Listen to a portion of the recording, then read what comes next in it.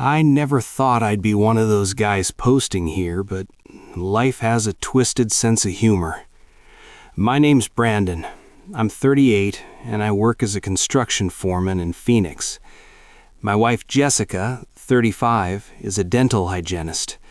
We'd been married for 8 years, together for 11 total. We have a decent house, 2 cars, and a golden retriever named Max. On paper, everything looked perfect. Jessica and I met at a mutual friend's barbecue back in 2014. She had this laugh that could light up a room, and we clicked instantly over our shared love of hiking and terrible reality TV shows. Our relationship felt easy, natural. We'd spend entire weekends camping in Sedona, cooking elaborate dinners together and having sex like teenagers, even after years of marriage. Everyone called us relationship goals. I actually believed we were.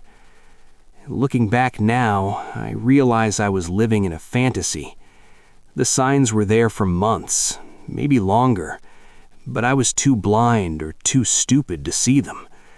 Or maybe I just didn't want to see them, because acknowledging them would mean facing the fact that my entire life was built on a lie. It started around February, about 10 months ago. Small things at first. Jessica's phone became an extension of her hand. She used to leave it lying around everywhere. Kitchen counter, bathroom sink, nightstand. Suddenly, it was always in her pocket or purse, always face down, always locked. One night I joked, "What, you got some secret boyfriend I should know about?" She laughed it off and said, "Don't be ridiculous. Just some drama with the girls at work. You know how catty dental offices can get." I let it go. But a week later, I noticed she'd changed her phone password. We'd always known each other's codes. When I casually mentioned it, she got defensive. "Brandon, seriously? I need some privacy. You're being paranoid," she snapped. That word, paranoid. It's what people say when they're hiding something and want you to doubt yourself. But I backed off because confronting her felt like admitting I didn't trust my own wife. Then came the late nights. Jessica's schedule had always been predictable. Off work by 6, home by 6:30. Suddenly, she was staying late for inventory or staff meetings or covering for a coworker. 3, sometimes 4 nights a week. When she came home, she'd be distant, distracted. She'd shower immediately, which seemed odd. She'd never been that particular about showering the second she walked in the door before. Our sex life disappeared completely. We went from 3 or 4 times a week to nothing. When I'd try to initiate, she'd claim she was exhausted or had a headache. Classic excuse, right? But what really got me was the way she'd physically recoil when I touched her, like my hands disgusted her. By April, the distance between us felt like a canyon. Conversations became transactional. Did you pay the electric bill? Can you pick up dog food? Don't forget your mom's birthday. No more deep talks about our dreams or future plans. When I'd bring up maybe planning a vacation or trying for kids like we'd always talked about, she'd give vague responses. "Maybe next year," she'd say, or "let's see how things go." Things? What things? But I didn't push, because part of me was terrified of what I might uncover. One Saturday in late April, Jessica said she was meeting her friend Rachel for brunch. I thought it was great. She'd been so withdrawn lately. Maybe some girl time would help. Around noon, I was driving to Home Depot when I passed the cafe where she said they'd be eating. Her car was there, so on impulse I pulled in, thinking I'd surprise her, maybe join them for a coffee. I walked inside, no Jessica, no Rachel. I checked the patio, nothing. I felt stupid and was about to leave when I glanced across the street at a hotel parking lot. That's when I saw her. She was standing by a black SUV I didn't recognize, and she wasn't alone. A guy, tall, probably early 40s, wearing expensive-looking clothes. They were standing close, too close. She laughed at something he said, touching his arm in that flirty way she used to touch mine when we first started dating. My stomach dropped like I'd been punched. I got back in my truck before she could see me. My hands were shaking so bad I could barely grip the steering wheel. I sat there for 20 minutes, watching. They didn't kiss or anything obvious, but the body language said everything. The way they looked at each other, the way she leaned into him. When Jessica came home that afternoon, she talked about how great brunch was, how Rachel was dealing with relationship problems, how the avocado toast was overpriced. Every word was a lie, delivered with a smile that now made my skin crawl. I couldn't let it go. I needed proof. I needed to know I wasn't losing my mind. So I did something I never thought I'd do. I started checking up on her. I installed a location tracker on our shared phone plan. Technically, it was allowed since we were both on the account, but it still felt like a violation. Over the next 2 weeks, I watched her patterns. The dental office was legitimate most days, but on those late nights, her location would ping at a Marriott hotel about 15 minutes from our house. Same hotel, multiple times. One night in early May, she said she had to work late again. After she left, I felt this sick compulsion to see for myself. I drove to the hotel and parked where I could see the entrance. About 30 minutes later, the same black SUV pulled in. The guy from before got out. 10 minutes after that, Jessica's car arrived. I watched her walk into that hotel like it was the most natural thing in the world. She didn't look guilty. She didn't look conflicted. She looked happy, excited even. I sat there for 3 hours. When she finally came out, her hair was different, messier, her clothes slightly wrinkled. She checked her phone, smiled at something, then got in her car and drove away. I followed her home from a distance. She pulled into our driveway, grabbed her purse, and walked into our house like she'd just finished a normal shift at work. I came home 20 minutes later. She was in the kitchen making tea. "Hey, babe," she said casually. "How was your night?" I wanted to scream. I wanted to flip the table. But instead I said, "Fine. Yours?" "Oh, crazy busy. Dr. Morrison had us reorganizing the supply closet. I'm exhausted." Lie after lie after lie.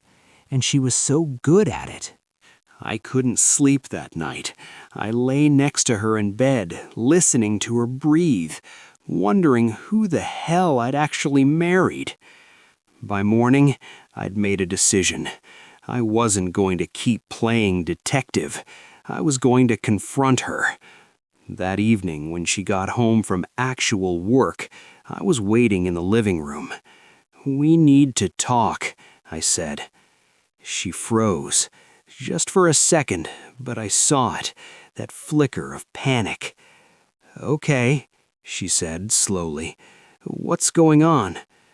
"Who is he?" I asked. "Who's who?" She was good. Her face showed perfect confusion. "The guy you've been meeting at the Marriott." The color drained from her face. Then, just as quickly, she recovered and went on the offensive. "Are you seriously spying on me?" she said, her voice rising. "What the hell, Brandon?" "Don't turn this around," I said. "I saw you multiple times. I know you're cheating." She laughed, actually laughed. "You're insane. I'm not cheating on you." "Then who is he?" "A friend from college who's in town for work. We've been catching up, that's it." "Catching up at a hotel? Brandon, Jesus Christ, not everything is some big conspiracy." She was so convincing. For a moment, I almost doubted what I'd seen with my own eyes. But then I remembered her walking out of that hotel with messy hair and wrinkled clothes, and I knew. "You're lying," I said quietly. "I'm not doing this," she snapped. "You're being paranoid and controlling, and I don't have to defend myself against your crazy accusations." She stormed into the bedroom and slammed the door. The next morning, the silent treatment began.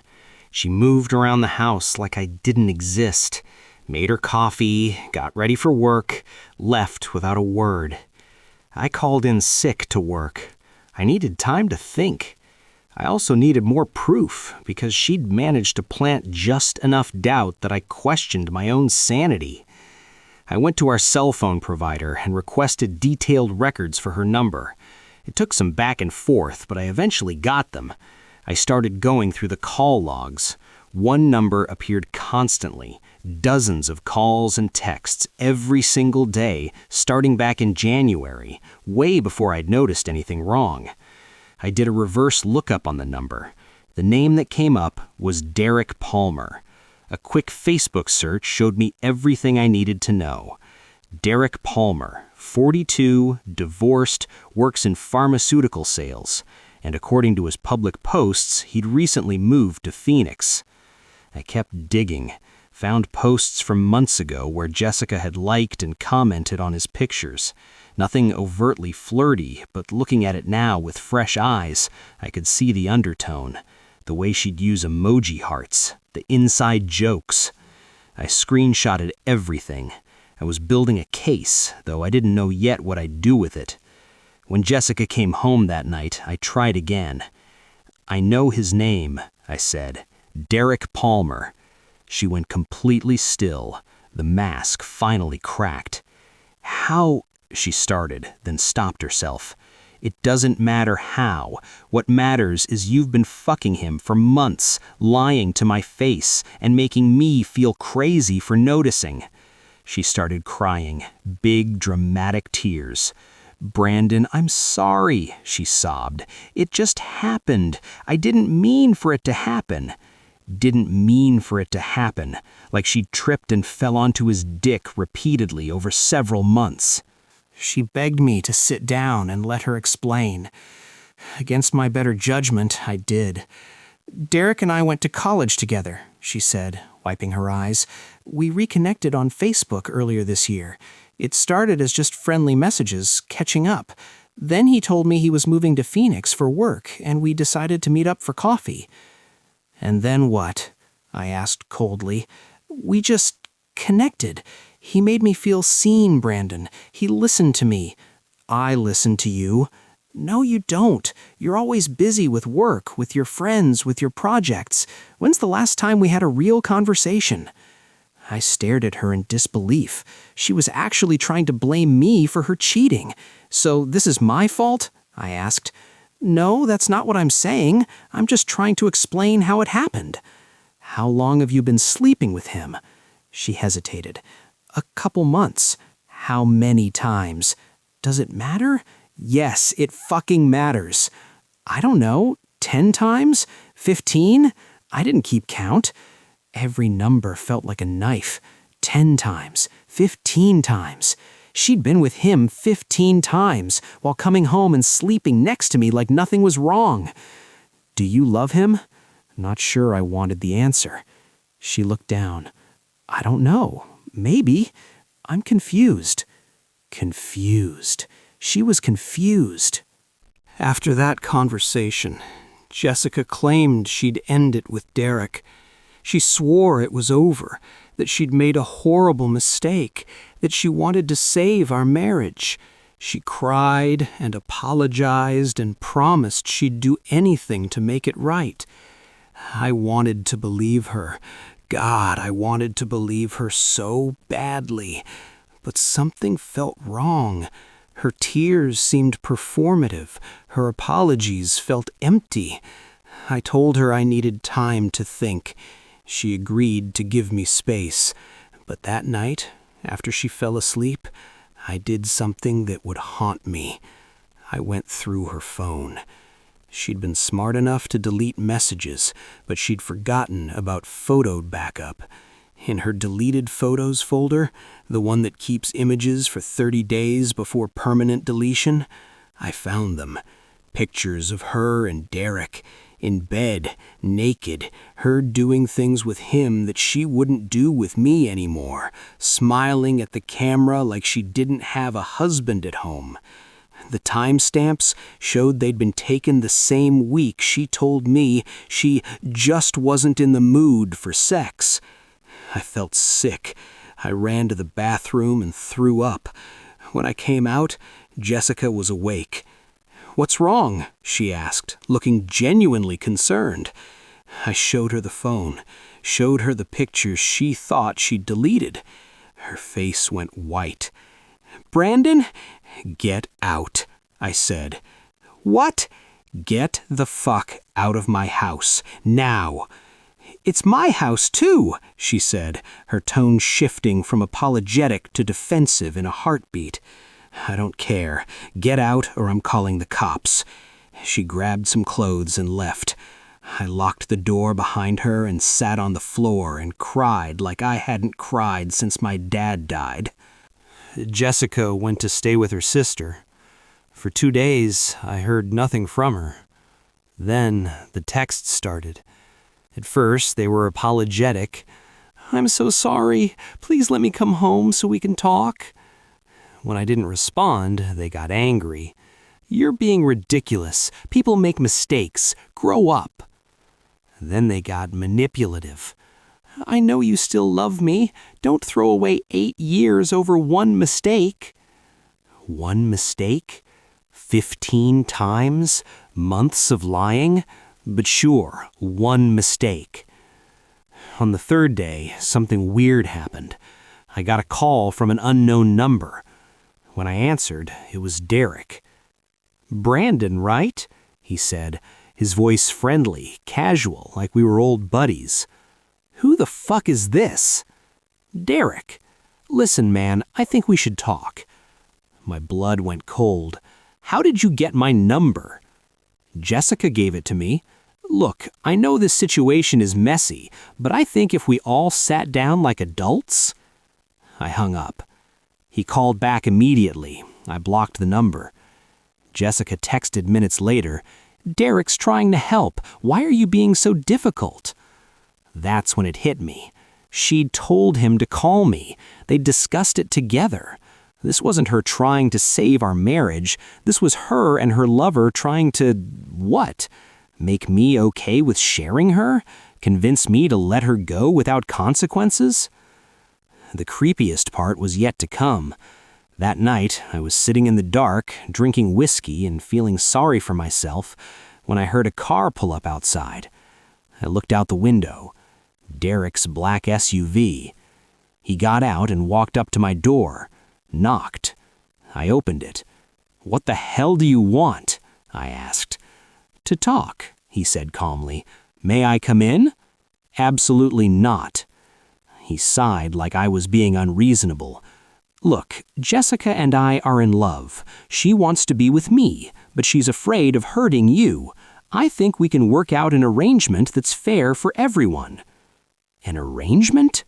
This guy was standing on my porch, telling me he was in love with my wife, suggesting an arrangement. "Get off my property before I put you through that window," I said. He raised his hands. "Hey, no need for threats. I'm just trying to help. If you ever come here again, I'll call the police." He left, but as he got in his car, he called out, "She's leaving you anyway, man, just trying to make it easier." I slammed the door and locked every deadbolt. My hands were shaking. This wasn't just an affair. These people were, I don't know, delusional? Sociopathic? The next few weeks were the darkest of my life. I couldn't eat, couldn't sleep. I'd lost 15 pounds. My boss was getting concerned about my work performance, but I couldn't focus on anything except the images in my head. Jessica with him, laughing, touching, having sex. I started having panic attacks, real ones, where I couldn't breathe and thought I was dying.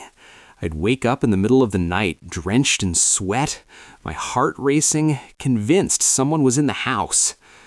I went to see a therapist, Dr. Sharon Wu. She was kind and professional and didn't judge when I broke down crying in her office. "What you're experiencing is trauma," she said. "Betrayal trauma. It's real, it's valid, and it's going to take time to heal." "I don't know if I'll ever trust anyone again," I told her. "You will," she said. "But first, you need to take care of yourself. Have you thought about what you want to do about the marriage?" I hadn't. Some days I wanted to fight for it, to believe Jessica would change. Other days I wanted to burn everything down and never look back. Jessica kept texting.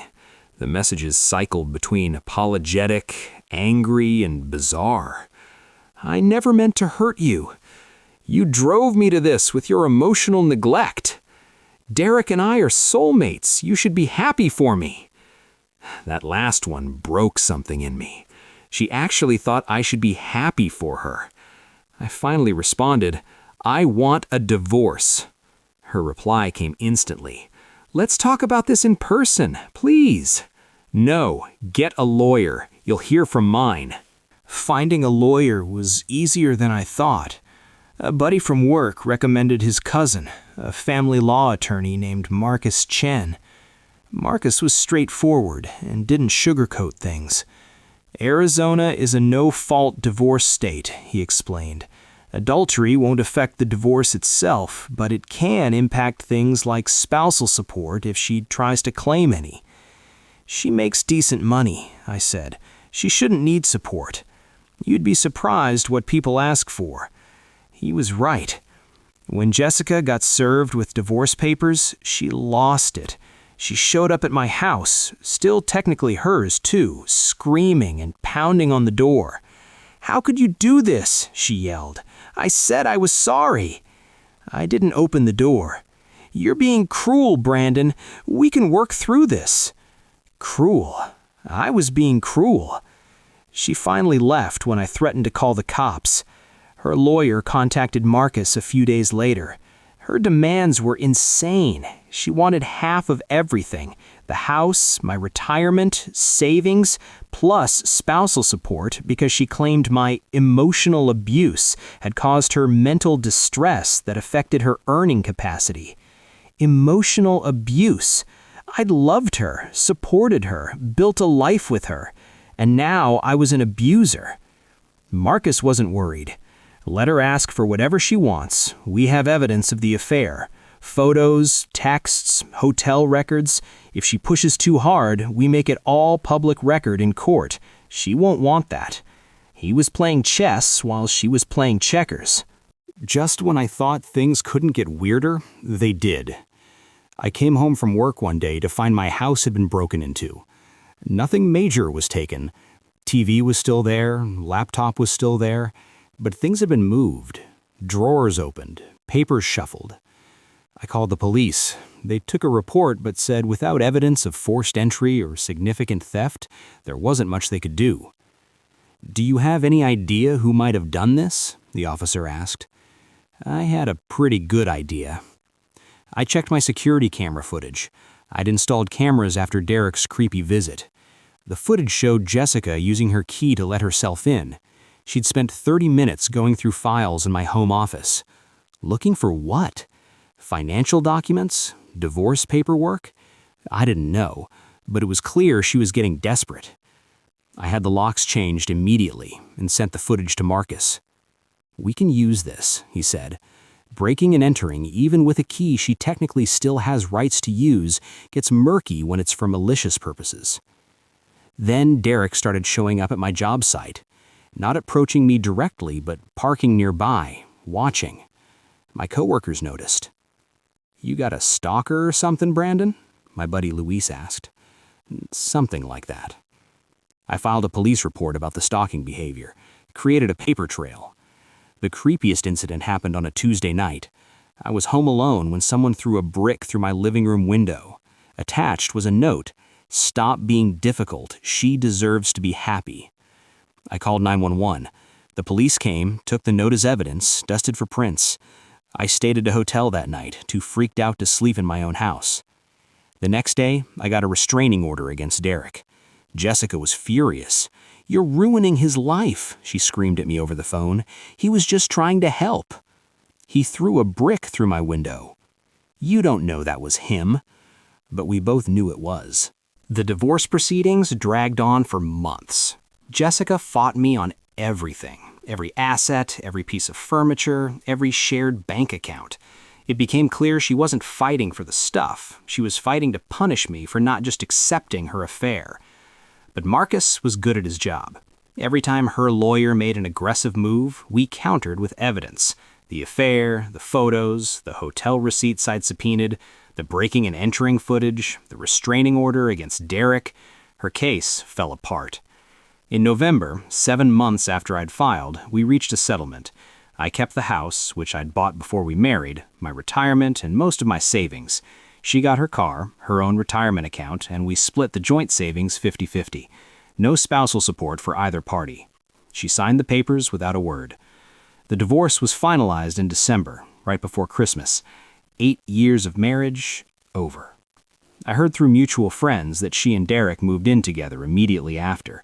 They lasted 3 months before she caught him cheating on her with someone from his office. Karma, I guess. It's been 6 months since the divorce was finalized. I'm still in the house. I renovated the bedroom. New paint, new furniture, new everything. Erased every trace of her. I'm doing better. The panic attacks stopped. I'm sleeping through the night. I even went on a date last month. Nothing serious, but it felt good to know I could still connect with someone. Dr. Wu says I've made remarkable progress. Trauma doesn't define you, she told me in our last session. How you heal from it does. I still have bad days. Days where I wonder what I did wrong, what I could have done differently, but those days are getting fewer. Max, my golden retriever, has been my constant companion through all of this. Dogs don't lie. Dogs don't cheat. Dogs just love you unconditionally. I've reconnected with old friends I'd neglected during my marriage, started new hobbies, woodworking, hiking more seriously. I'm even thinking about taking a trip to Colorado this summer. Life isn't perfect. I'm not completely healed, but I'm getting there. If you're reading this because you're going through something similar, here's what I've learned. Trust your gut. If something feels wrong, it probably is. I ignored red flags for months because I didn't want to believe my wife could betray me. Don't make that mistake. Document everything. Screenshots, receipts, locations. I know it feels paranoid and awful, but if things go south, you'll need evidence. Get therapy. Seriously, you can't process this kind of trauma alone. Find a good therapist who specializes in betrayal trauma. Don't let them make you the villain. Cheaters love to rewrite history and blame you for their choices. Don't accept that narrative. You didn't make them cheat. They chose to cheat. Protect yourself legally and financially. Get a good lawyer before you confront your spouse if you think divorce is coming. I was lucky Marcus was good at his job. It's okay to not be okay. You're going to have dark days, days where you can't get out of bed, days where you hate everyone and everything. That's normal. Let yourself feel it. But also know it gets better. I didn't believe people when they told me that. I thought I'd feel this broken forever. But slowly, day by day, the pain faded. It's still there sometimes, but it doesn't consume me anymore. Finally, understand that some people are just broken. Jessica and Derek weren't normal people having a normal affair.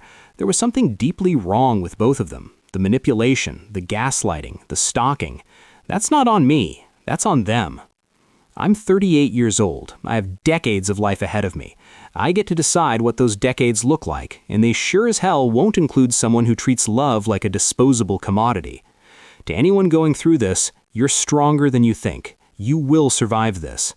And one day, you'll realize you didn't just survive, you actually started living again. Take care of yourselves out there.